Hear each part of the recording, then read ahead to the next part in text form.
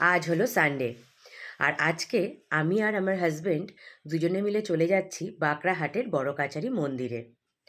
কারণ এই মাসেই রয়েছে আমার হাজব্যান্ডের বার্থডে, আর নেক্সট মান্থ মানে ফেব্রুয়ারিতে রয়েছে আমাদের দুজনের ম্যারেজ অ্যানিভার্সারি।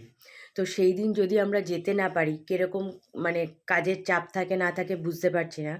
সেই কারণে আজ যেহেতু দুজনেই ছুটি পেয়েছি আর আজ হলো সানডে, তো সেই কারণের জন্য আমরা দুজনে মিলে চলে যাচ্ছি বাঁকড়াহাটের বড় কাছারি মন্দিরে।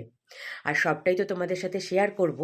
তার আগে তোমরা ঝটফট করে কমেন্টে লিখে ফেলো দেখি, হর হর মহাদেব। আমরা পৌঁছে গেছি বড় কাছারিতে, আর গিয়েই সোজা চলে গেছি দোকানে ডালা কিনবো দেখে। এখানে ডালা শুরু হয় 31 টাকার থেকে। 31 টাকা, 51 টাকা, 101 টাকা, 151 টাকা, এইভাবে তোমরা কিন্তু নিজেদের পছন্দ মতো ডালা কিনে নিতে পারবে।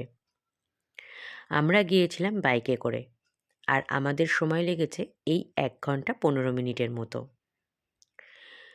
তোমরা যারা এখানে আসতে চাইছো তারা বাস বা ট্রেনে করেও আসতে পারবে। যারা ট্রেনে করে আসবে তারা শিয়ালদা থেকে বজবজ লাইনের ট্রেন ধরে আসতে পারবে, আর যারা বাসে করে আসবে তারা আমতলায় নেমে তারপর বাঁকড়াহাট হয়ে এখানে পৌঁছে যেতে পারবে। তারপর দেখো আমি চলে গেছি এই পুকুরে। এই পুকুরটি দুধ পুকুর নামেই প্রতিষ্ঠিত। সবাই এই পুকুর থেকে স্নান সেরে এই পুকুরের জল নিয়েই যায় বাবার মাথায় ঢালার জন্য।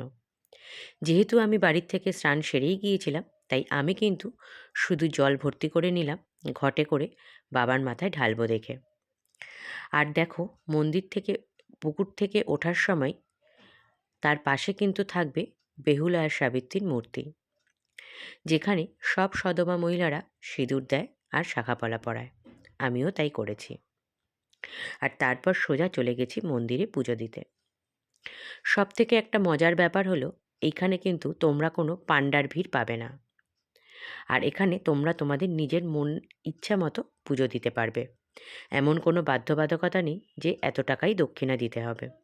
নিজেদের ইচ্ছা মতো পুজো দিয়ে নিজেদের ইচ্ছা মতো দক্ষিণা এখানে দিতে পারবে। এই স্থানটিকে কিন্তু অনেকে ভূত কাছারি বলেও চিনে থাকবে।